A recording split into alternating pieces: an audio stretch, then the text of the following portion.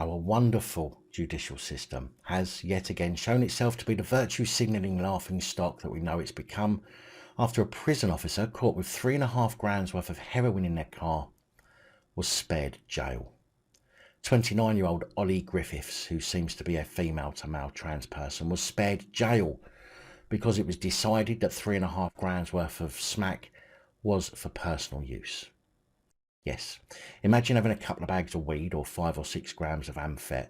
You can bet your arse you would be up on intent to supply. But have a bit of surgery and you can pretty much get away with having that much smack in your motor.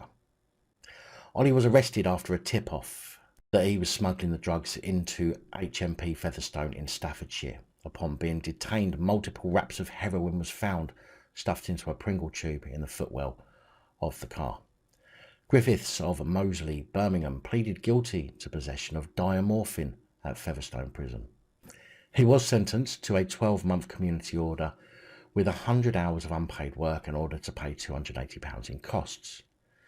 Now, to be fair here to the court, it seems that the decision to go with the lesser charge of possession and not the intent to supply was the fault of the CPS prosecutors. Judge Waite heard how the prosecution charged Ollie with possession of drugs and not the more serious charge, and asked the prosecution to explain the astonishing decision. Prosecutors simply told Judge Waite that the reviewing lawyers had told her to proceed on the lesser charge.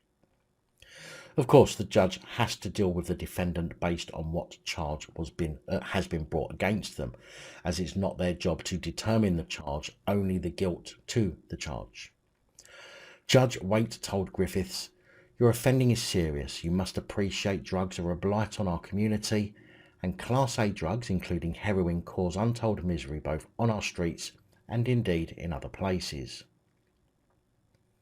You were caught with a significant quantity of heroin, which would have a value of a number of £100 were it supplied. However, there is no case put against you that you intended to supply it by possessing it. I don't know what you were intending to do with it." The judge added, "In coming to my conclusion, I bear in mind you have no previous convictions. Your guilty plea, and indeed the way in which the prosecution put the case against you."